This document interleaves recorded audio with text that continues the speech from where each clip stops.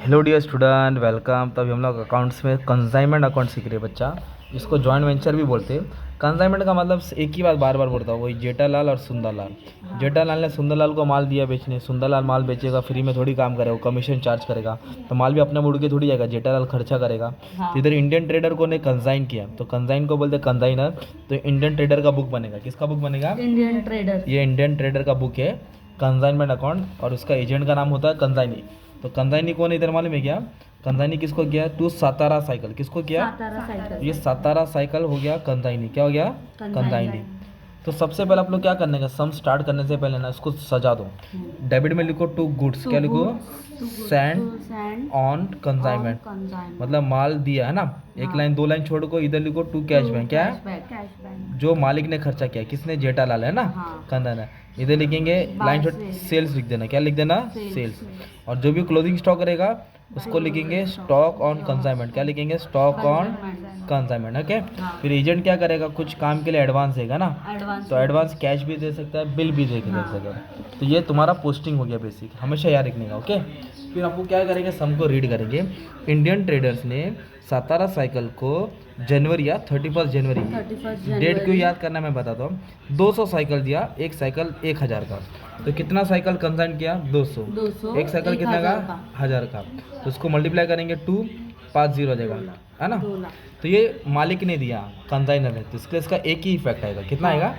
Agent का 2 effect आएगा, agent का 2 इफेक्ट आएगा। फिर माल अपना जाएगा क्या? नहीं। Freight charges income on consignment, मतलब माल पहुंचाने का 15,000 खर्चा हो गया। कितना खर्चा हो गया? 15,000। तो खर्चा लिखेंगे टू कैश बैंक फ्रेट, है ना, माल पहुंचाने का खर्चा। सिंपल।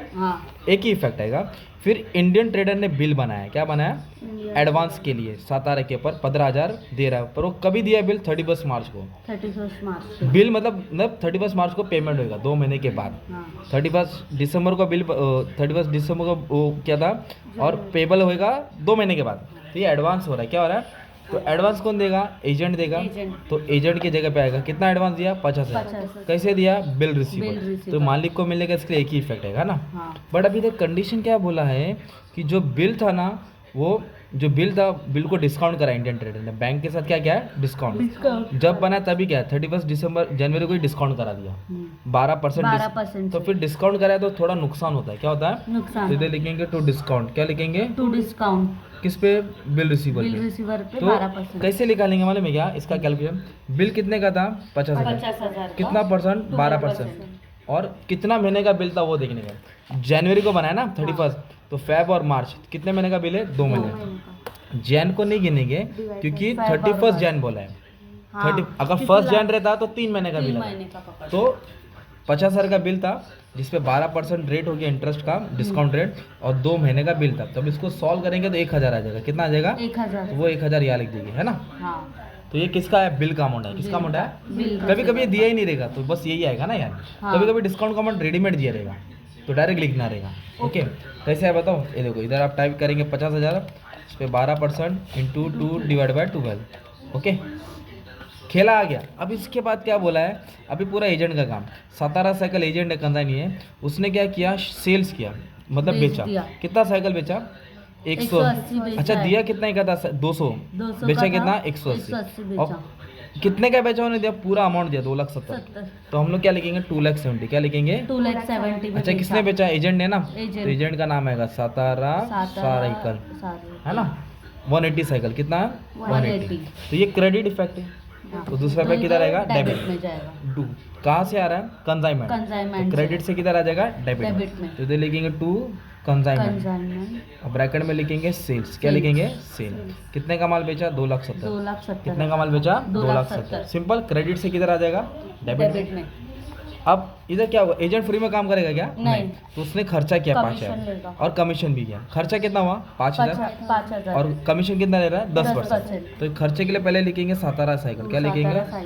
सातारा साइकिल। इधर लिखेंगे एक्सपेंस। क्या लिखेंगे? एक्सपेंस। तो एक्सपेंस कितना हुआ मालूम है क्या?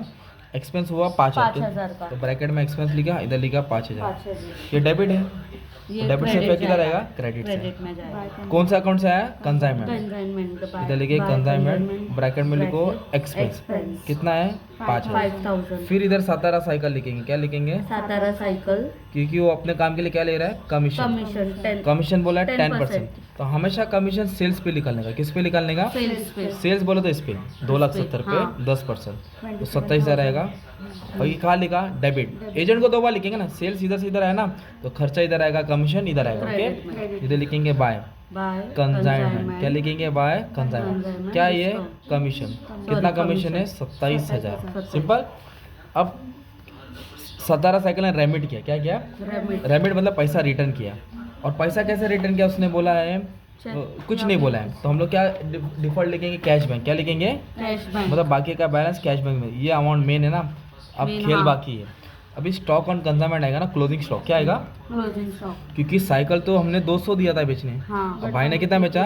180। 180, तो 20 20 साइकिल बचा। का हिसाब लेंगे ना, हाँ। उसको बोलेंगे स्टॉक ऑन कंसाइनमेंट। तो उसका फॉर्मूला टोटल कॉस्ट। क्या लिखेंगे? Total cost quantity unsold, quantity send. तो कितना साइकिल दिया था? 200। 200। बेचा 180, हाँ। तो बचा कितना? 20। 20। और टोटल कॉस्ट कितनी की साइकिल था? 2 लाख। 2 लाख का। और साइकिल के रिलेटेड जो भी खर्चा वो ऐड करेंगे, फ्राइड हुआ ना, मतलब मालिक जो खर्चा करेगा वो ऐड करो। 2 लाख लिखा और 15,000 लिखा। 2 लाख और कितना? 2,15,000। तो टोटल खर्चा 2,15,000 हुआ। 2,15,000। अब इसको हम लोग क्या करेंगे? कैलसी में सॉल्व करेंगे, तो अपने को अमाउंट मिलने वाला है।